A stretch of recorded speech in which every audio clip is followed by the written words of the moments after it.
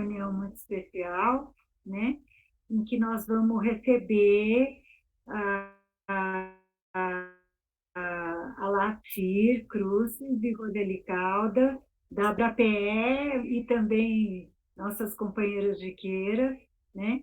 Que vão fazer uma fala introdutória à nossa discussão temática hoje, que é sobre a volta às aulas nesse momento de pandemia. Estamos aqui, né, em março, no pior momento da pandemia, com tendência a se agravar, né? E as escolas permanecerão abertas com a possibilidade de receber até 35% dos alunos, né? Essa é a medida que foi mantida. Quero lembrar a todo mundo, né, uma segunda função, né, uma segunda intenção aí desse trabalho que nós vamos fazer hoje, gente, que é nós, como jiqueiros, nos treinarmos a fazer mediação, né, porque programamos de fazer 2 eventos abertos ao público, né, já que não vamos poder fazer o 5º encontro, mas vamos programar 2 encontros temáticos, já temos os temas, né? E aí vai ser aberto, vai ter inscrição geral, tudo, e vamos ter que aprender a fazer mediação, né, de grupos pequenos, porque nós queremos que seja uma coisa interativa, não queremos fazer live, né? Queremos que seja bastante interativo, e então nós vamos também procurar nos treinar, nos capacitar para depois poder assumir moderações aí de grupos nesses eventos, né? Então também tem essa função hoje. Então, depois que terminar a discussão, nós vamos ficar discutindo também como fazer essa moderação. Teremos hoje, né, 2 pessoas experientes e bem-sucedidas em moderação. Eu sou testemunha, né, que é a Yara e o Daniel, que foi muito gentil em aceitar nosso convite. O Daniel trabalhou junto com a Yara na moderação de grupos, aliás, de um tema bem afins, né? E então, Daniel vai assumir o grupo 2 e a moderação do grupo 2, e Yara vai assumir a moderação do grupo 1, tá bom? Assim eles ensinam para a gente como é que faz. Eu preciso aprender, sei que tá cheio de gente aqui que vai ver que já tá careca de saber, mas eu não sei. Eu preciso aprender. Então, agradeço muito, Daniel, sua disponibilidade, né? E agradeço a Yara também a disponibilidade, tá bom? Bom, e vamos lá, né? Podemos começar, então, a nossa reunião temática. Aí com um pouco de atraso, mas depois a gente compensa. Obrigada, Daniel. Posso começar, Lacir? Vamos lá? Sim, é você, comece. Bom, primeiro, boa tarde a todos vocês, a todas que estão aqui, alguns que eu conheço bem já há muito tempo, né, Vitor? Fernanda, alguns que eu conheci um pouco, Bia, Lacir, tantos, Mônica, tanta gente que a gente convive, e eu brinco que a gente sai de uma reunião, entra na outra, sempre da mesma cadeira, e com pessoas que a gente parece que a gente já se encontrou, mas isso não está substituindo nossos encontros e abraços e estar perto, vamos combinar, né? Assim, mas legal estar aqui, o GIC, desde o comecinho, né, Bia? Lembra quando a gente se reunia lá naquele espaço do Sindicato dos Psicólogos, que nem era onde é agora, lá atrás. Ainda no Mackenzie. Depois, exatamente. Lá atrás começou no Mackenzie, isso mesmo, uma sala do Mackenzie, depois a gente foi lá para o sindicato, e tanta coisa bacana que a gente já viveu junto, né? E acho que é bem legal a gente saber que esse grupo cresce e vai tendo gente nova, e a gente vai passando um pouquinho o bastão, até pelo acúmulo, né? Eu brinco que tem várias coisas e cada coisa só tem um sábado por mês. Só que são várias, e aí são 4 sábados, e aí quando a gente vê, foram os sábados todos. Mas é muito bom estar aqui, viu? Muito bom. Eu tinha até estava me organizando para voltar para o GIC, mas a ABRAPE está exigindo muito, né, Laci? Por conta da lei, da implementação da lei, dessa contratação dos psicólogos, tantos desmontes e tantas coisas que toda hora a gente tem algum documento para fazer, alguma reunião para ir. Nós temos nos reunido muito para a implementação da lei com várias instâncias da educação, do parlamento, né? Parlamentares, a associação dos prefeitos do país. Então, cada hora tem uma reunião que é para mobilizar as pessoas, porque é uma lei federal, mas que a implementação se dá nos municípios, então é preciso contato com os municípios. Então tem muito trabalho, muita reunião, e aí eu tenho que fazer algumas escolhas, mas o GIC mora no coração, Bia sabe disso. Bom, o que a gente pensou? Em ler para vocês um documento que acabou de sair, né, um documento da ABRAPE, da diretoria da ABRAPE, com a contribuição também da Lacira. A gente fez um documento a várias mãos, né? Eu comecei, depois cada um foi dando uma complementada, mudando as coisas, e ficamos numa versão final, que é o parecer da ABRAPE sobre o que está acontecendo. Né? Então, a ideia que a gente pensou, não sei ela se posso começar lendo, como é que a gente faz? Porque eu poderia ler e aí você complementa, pode ser assim?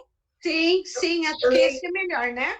Eu leio o texto e aí a Laci vai fazer apontar algumas questões que a gente propõe lá para que todo mundo possa depois discutir, tá bom? Então vamos lá. A gente nomeou de volta às aulas presenciais, sim ou não? Eis a questão. A Associação Brasileira de Psicologia Escolar e Educacional, ABRAPE, vem a público levantar alguns questionamentos para refletirmos sobre a volta às aulas presenciais. Vivemos em um tempo de grandes desafios e pouco consenso diante dos conflitos gerados pela pandemia de Covid-19 entre os gestores da educação, da saúde e da economia.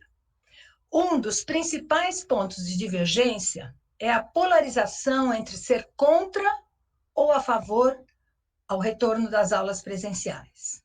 Em detrimento disso, o mais indicado seria o diálogo entre os setores estabelecidos e pudéssemos construir respostas para as seguintes questões. Quais são os cuidados necessários para o retorno às aulas presenciais? Quais condições sanitárias seguras vamos proporcionar aos estudantes de diferentes níveis e modalidades de ensino? Diante dessas indagações, a ABRAPE se muniu de informações científicas provenientes da Associação Sul-Mato-Grossense de Infectologia, uma médica infectologista que nos ajudou muito, e de publicações sobre o tema em referência. Indubitavelmente, a convivência e o aprendizado que a escola propicia são fundamentais para o desenvolvimento cognitivo, emocional e relacional das e dos estudantes. A função primordial da escola, de transmissão de conhecimentos produzidos ao longo da história da humanidade, deve efetivar-se como direito a todas as crianças e jovens, e em especial àqueles e aquelas que não teriam acesso aos saberes por outro meio, que não os bancos escolares. Além disso, sabemos que para muitas crianças, a escola é o porto, o refúgio, a possibilidade de afeto, cuidado, inclusão e até de alimentação. Vemo-nos diante de um impasse. A escolha entre preservar a saúde das e dos estudantes e professoras e professores para que não adoeçam pela contaminação da Covid-19 ou estimular a aprendizagem presencial, que com certeza produzirá maior apropriação do conhecimento, maior desenvolvimento que o ensino remoto. E entre esses dois aspectos, entendemos que, neste momento, a saúde é o bem maior a ser preservado por todos. A pandemia escancarou a enorme desigualdade existente em nosso país. Constatamos que nem sempre estar em casa é estar protegido e se desenvolver sob cuidados. Deste modo, não é possível estabelecer regras ou padrões únicos para a tomada de decisão sobre a volta das aulas presenciais ou para a permanência em modelo remoto nas escolas dos muitos Brasis. Afinal, temos escolas sem qualquer estrutura ou condição mínima de manutenção dos protocolos de saúde, assim como temos lares sem condições mínimas para a proteção, para o cuidado e para o desenvolvimento saudável de crianças e jovens. Como garantir condições adequadas nas escolas para assegurar a higienização das mãos, álcool em gel para todos e todas, alunos, professores, para garantir o distanciamento social necessário, controle de temperatura, máscaras em quantidade suficiente para serem trocadas, frequência reduzida de alunos e alunas em salas e pátios para não haver aglomeração em escolas públicas dos mais distantes e pobres rincões brasileiros, cujas carências são extremas nos mais diversos âmbitos. Escolas da rede pública que não tinham condições dignas de funcionamento muito antes da pandemia, cujas circunstâncias anteriores já eram de extrema precariedade na assistência às diversas necessidades. Será que conseguirão agora essas condições? Por outro lado, há escolas com excelentes recursos e capacidade de atender a todas essas exigências sanitárias de modo impecável. Assim, um grande dilema se impõe. Voltam às aulas as escolas privadas e algumas poucas da rede pública com recursos, e as demais permanecem fechadas? Aprofunda-se, desse modo, a fissura entre escolas públicas e privadas, ampliando as desigualdades educacionais, culturais, sociais.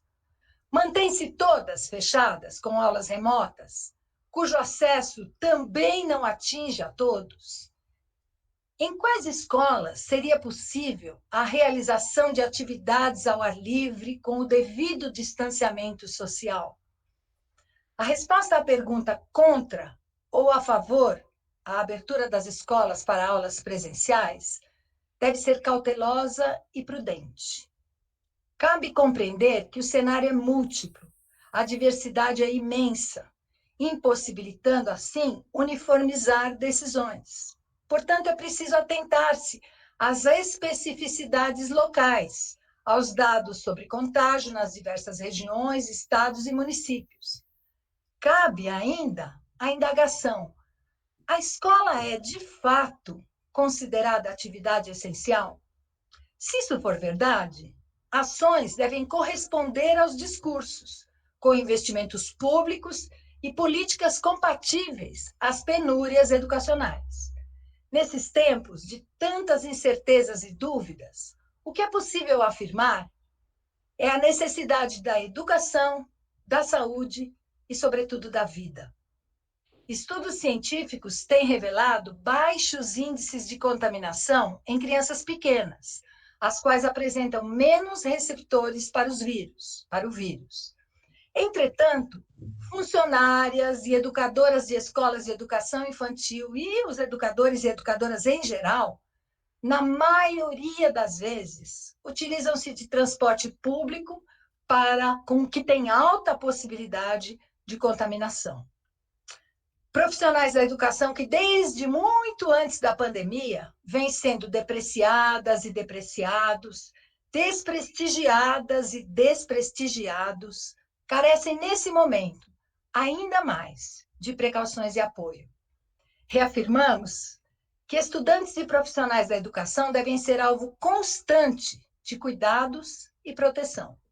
Nesse sentido, não obstante a todas as dificuldades, embaraços e irresponsabilidades diante dos processos de vacinação em nosso país, a ABRAPE põe-se na luta, junto às e aos educadores e educadoras, para que esta seja uma categoria prioritária. Defendemos a importância da escola para o desenvolvimento integral e cuidado das crianças e jovens que farão o futuro do nosso país. E que, deste modo, a escola possa cumprir seu papel. Mas precisamos de vacinação imediata a todas as educadoras e educadores, funcionários e funcionárias de instituições educacionais. E assinamos diretoria da Associação Brasileira de Psicologia Escolar e Educacional, ABRAPE. É com grande pesar, né, e a Bia falou disso no comecinho, que a cidade de São Paulo, do jeito que está, mantenha escolas e igrejas abertas. Alacir, senão eu fico falando e perco aí, gasto o tempo que a gente tem. Vai lá. Não há por que se preocupar, porque estamos falando do mesmo tema, né? Eu acho que a partir desse documento a gente levantou bastante questões e era essa mesma a nossa intenção, né? Que depois que a Bia nos convidou, quando eu falei com a Roseli, nós ficamos, bom, nós não vamos ter respostas, nós vamos ter só mais perguntas a fazer, né? E acho que, mais uma vez, a questão que se coloca de fundo é qual a importância da educação para a sociedade e como é que a sociedade, por outro lado, lida com esse fenômeno, né? A gente sabe que a educação é a base de todo o desenvolvimento, a partir dos nossos fundamentos teóricos, nós consideramos que a humanização só se dá pela escolarização, que a escolarização não tem um vetor, né? Mas que as causas do fracasso escolar, que as causas do desenvolvimento ou não desenvolvimento, dos entraves educativos, se dão sempre nas relações.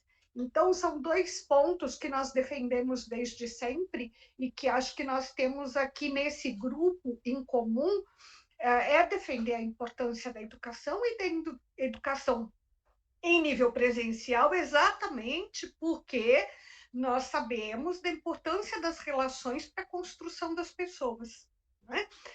Mas, por outro lado, nós não podemos, nesse momento, ser responsáveis a ponto de dizer isto é imprescindível para o desenvolvimento humano e nós vamos manter, então, essa como a condição para que esse desenvolvimento se dê, né? Nós sabemos que aí existem diversas questões político-econômicas, né? Nós sabemos, por exemplo, que as escolas particulares forçam a manutenção das escolas abertas e presenciais para garantir que os pais façam a matrícula de seus filhos, né?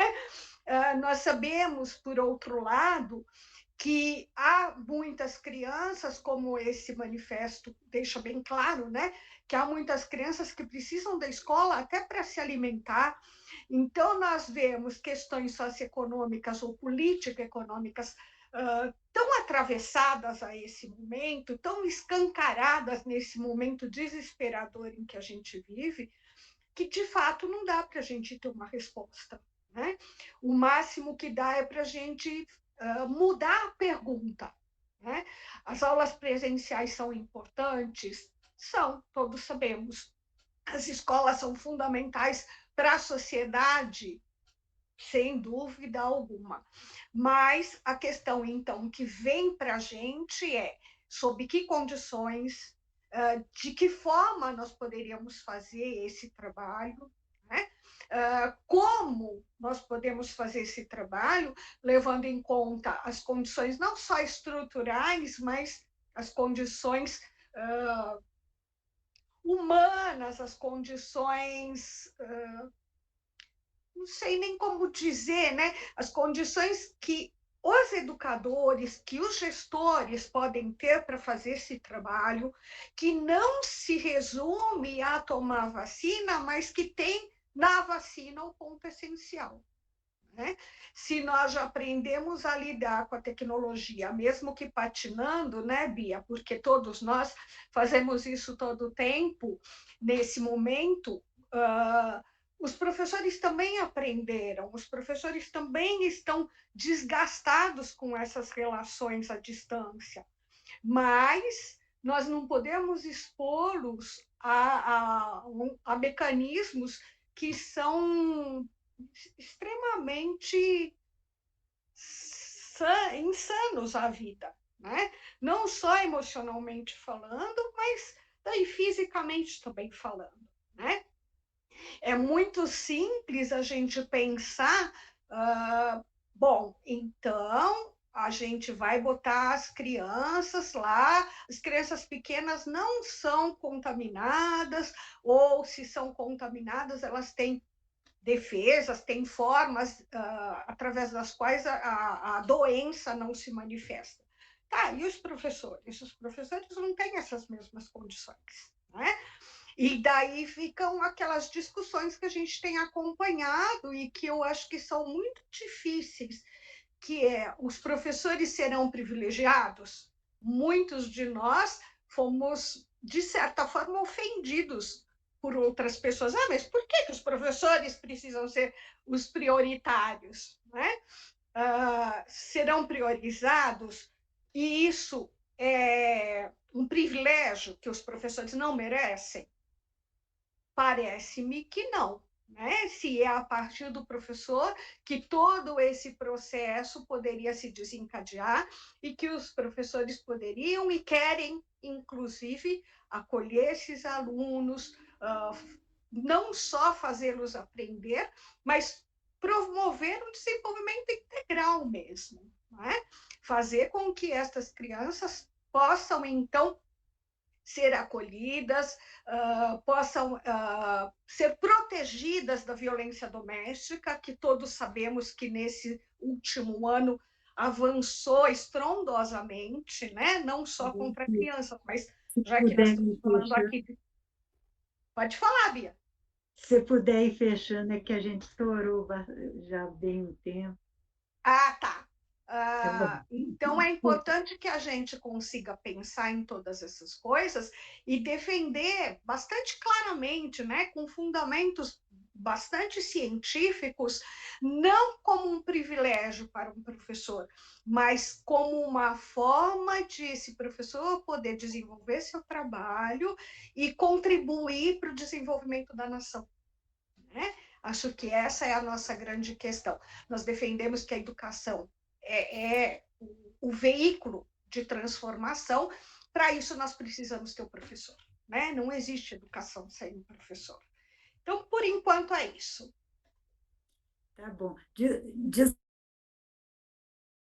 Desculpa, Violacir, mas também eu tenho certeza que durante a discussão, os outros aspectos que não deu para introduzir agora vão Claro, é isso mesmo. A nossa proposta era essa, né, Bia? Que a gente falasse pouco, é que a gente se empolga. A gente se empolga, eu sei como é que é. Eu inclusive, tenho um problema enorme para falar menos do que... para falar dentro do tempo, né? Eu sou prolixa para chu. Gente, então, ficamos muito agradecidos, né, com essa fala da Roseli e da Lacir, que eu acho que levanta tanta coisa, temos muito o que conversar, né? Foi uma fala muito rica.